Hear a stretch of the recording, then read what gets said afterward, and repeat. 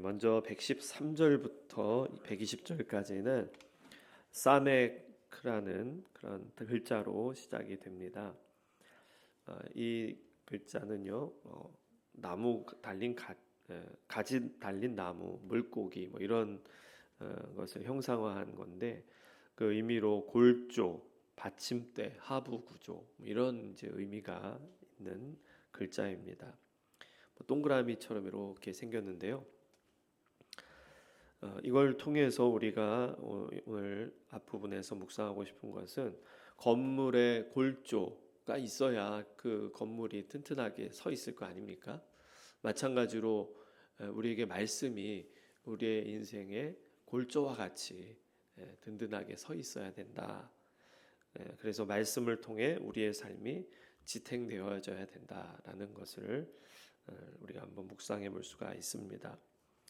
그래서 116절, 117절에 보면은 주의 말씀대로 나를 붙들어 살게 하시고 또 117절에 나를 붙드소서.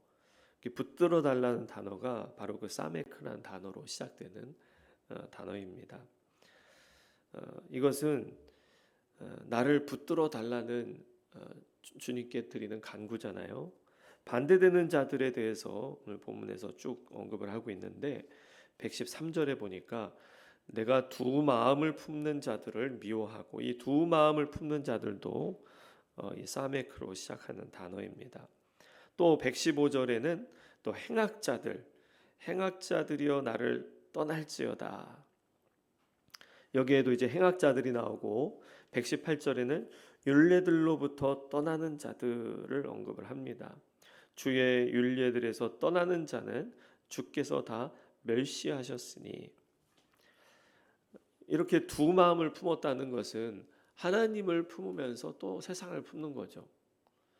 하나님을 온전히 섬긴다면 세상을 따르지 말아야 되는데 하나님도 섬기면서 세상의 것도 의지하는 겁니다. 마음이 이렇게 나뉘어져 있다라는 거예요. 이런 자들을 119절에서는 주께서 세상의 모든 악인들을 찌꺼기같이 버리신다라고 했습니다. 두 마음을 품지 않으려면 그럼 어떻게 해야 될까? 120절 우리 마지막 절 같이 읽어볼까요? 120절 시작. 내 육체가 주를 두려워함으로 떨며 내가 또 주의 심판을 두려워하나이다. 우리가 두 마음을 품지 않으려면 주님을 두려워함으로 떠는 것입니다. 그래서 저는 오늘 앞부분의 이 본문에 사메크로 시작되는 이 구절들을 이렇게 정리하고 싶어요. 주님의 견고한 지탱을 받으려면 하나님을 두려워함으로 우리가 하나님 앞에서 떨어야 된다라는 겁니다. 떠는 것은 되게 불안정한 것처럼 보이지만 우리가 하나님을 두려워함으로 떨고 있다면 하나님께서 우리를 견고하게 지탱해 주신다. 그래서 두려운 마음으로 우리가 하나님을 섬겨야 되는 거죠. 하나님이 보이지 않으시고 내가 죄를 짓더라도 심판이 곧바로 일어나지 않는 것처럼 느껴지기 때문에 하나님이 없는 것처럼 우리가 살 때가 많지 않습니까? 그런데 하나님을 두려워함으로 떨면서 말씀을 가까이 하고 말씀에 의지하면서 순종하면서 살아가는 것, 그게 결국 우리의 삶을 견고하게 지탱하는 힘이다. 그래서 하나님의 말씀을 순종하는 것을 두려움으로 순종하며 나가시기 바랍니다. 또 121절부터 128절까지는요. 아인이라는 글자로 시작되는 단어인데 영어로 Y자처럼 생겨 있습니다. 이 아인이라는 단어는 동공이 있거나 없는 눈을 형상화한 그러한 글자라고 하는데요. 그래서 그 의미는 보는 것, 응시하는 것. 영어로도 eye라고 하지 않습니까? 눈을 eye라고 하잖아요. eye contact. 그래서 눈을 eye라고 하는데 123절에 보니까 내 눈이라는 말이 있습니다. 이 눈이 히브리어로도 이제 아이나이라는 그러한 단어로 나의 눈이 이렇게 사용을 하거든요. 그래서 원래 눈이라는 단어도 히브리어로 아인이라는 단어입니다. 그래서 이 글자도 아인이고 이 눈이라는 단어도 아인, 이제 발음이 같은 거죠. 123절에서는 뭐라고 하냐면 내 눈이 피곤하다라고 했습니다. 왜 피곤하냐? 주의 구원과 주의 의로운 말씀을 사모하기에 피곤하니이다. 앞에서도 이 피곤하다는 말 여러분 기억하시죠? 하나님의 말씀을 너무 사모하기 때문에 피곤하다, 그렇게 표현을 한 적이 있습니다. 여기서도 구체적으로 내 눈이 피곤하다라고 했습니다. 우리가 눈이 빠진다고 하잖아요. 기다리고 막 기다리다가 왜 이렇게 안 오나, 눈이 빠진다. 그만큼 하나님의 말씀을 사모해서 눈이 빠져라, 그렇게 기다리다 보니까 그 정도로 이제 피곤하다, 피곤할 정도로 내가 주님의 말씀을 사모한다는 것이겠죠. 이렇게 눈으로 응시하고 바라보는 그러한 존재.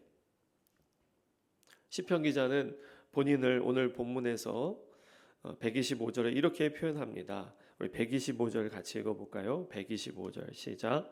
나는 주의 종이오니 나를 깨닫게 하사 주의 증거들을 알게 하소서. 여기에 나는 주의 종이오니라고 했습니다. 이 종이라는 단어도 아바드라는 단어입니다. 나는 주의 종이다. 그래서 눈을 응시하고 피곤할 정도로 바라본다는 것은요, 종으로서 주님의 그 말씀을 주목하고 있다는 겁니다. 주님의 말씀을 어떤 명령이 내려질까, 나에게 뭐라고 말씀하실까 늘 주목하는 겁니다. 그래야 그 주인의 뜻대로 행할 수 있고 칭찬받을 수 있지 않겠어요? 나의 뜻대로 내 마음대로 살아가는 게 종이라고 할 수 없잖아요. 주님의 말씀이 무엇일까? 그 종의 자세로. 이 아바드라는 이 단어는 종이라는 말이 있지만 동사로 보면은 섬기다, 일하다, 봉사하다, 경작하다, 그리고 예배하다라는 그런 의미가 있습니다. 그냥 일이 아니라 섬기는 것이고요. 관계 속에서 헌신하는 태도로 임하는 것을 강조하는 단어입니다. 그래서 우리의 신분은 종으로서 하나님의 말씀을 주목해서 순종할 자세로 귀 기울여 듣는 것이죠. 그리고 마지막 절 127절, 128절에는 이 아인이라는 글자로 시작되는 단어가 그러므로라는 단어입니다. 127, 128절에 똑같이 나와 있죠. 그러므로 우리가 정말 종으로서 하나님의 말씀을 주목하며 산다면 그럼 어떻게 살아야 되나? 결론이라는 겁니다. 그것은 내가 주의 계명들을 금 곧 순금보다 더 사랑한다라고 했습니다. 순금보다 계명을 더 사랑하는 게 종의 태도라는 겁니다. 그리고 128절에서는 그러므로 내가 범사의 모든 주의 법도들을 바르게 여기고, 범사에 항상이죠. 항상 모든 일에 모든 주의 법도들을 바르게 여긴다. 왜요? 주인의 명령이기 때문에, 주님의 말씀이기 때문에 그렇습니다. 그래서 그냥 겉으로 그냥 순종하는 척하는 게 아니라 그것을 바르게 여긴다. 마음으로 그렇게 여기기 때문에 이 종은 자발적으로 순종하는 것입니다. 맞아, 주인이 말씀하신 게 정말 옳아. 하나님의 말씀하신 것이 정말 옳아. 그래, 그래서 내가 순종해야지. 그렇기 때문에 오늘 두 번째 아인이란 글자의 이 부분에서 우리가 묵상하고 싶은 그런 주제는요, 우리가 종된 자로서 주님의 말씀을 가장 우선순위에 두고 살게 하시옵소서. 나는 주님의 종입니다. 그래서 주님이 나에게 어떤 명령을 내리실지 이 아침에 날마다 말씀을 묵상하며 또 읽으면서 하나님 나에게 말씀해 주십시오. 종으로서 주님 앞에 머무시고 두려워 떨므로써 주님 앞에 머물 수 있는 저와 여러분 되시기를 축복합니다. 기도하겠습니다. 하나님 아버지, 우리의 좋으신 아버지이시면서 또 우리의 주인이신 우리 주 하나님을 찬양합니다. 오늘도 주님의 말씀을 듣고자 이 새벽에 주님 앞에 나왔습니다. 주님의 말씀은 항상 옳은 줄로 믿사오니 오늘도 이 새벽에 우리에게 말씀하시는 음성을 듣게 해주시고 두려워 떨며 주님의 말씀을 받들게 해주시고 순종하는 주의 종들이 다 되도록 인도해 주옵소서. 주님, 우리가 주의 말씀을 가볍게 여기지 않는 종들이 되기를 원합니다. 두 마음을 품는 자가 되지 않기를 원합니다. 오직 주님의 말씀만 우리의 삶의 기준이 되고, 그래서 주님의 말씀으로 온전히 살아갈 때 주님이 주시는 약속하신 복을 누리고, 우리의 삶의 고난으로 어려운 일들로 둘러싸여 있을지라도 주님의 말씀을 온전히 순종하며 따를 때에 주님께서 이 모든 것을 주장하시고 인도해 주신 것을 누리며 살게 해 주옵소서. 나의 주인이신 주님을 오늘도 온전히 섬기며 사는 복된 하루가 되게 해 주옵소서. 예수님의 이름으로 기도합니다. 아멘.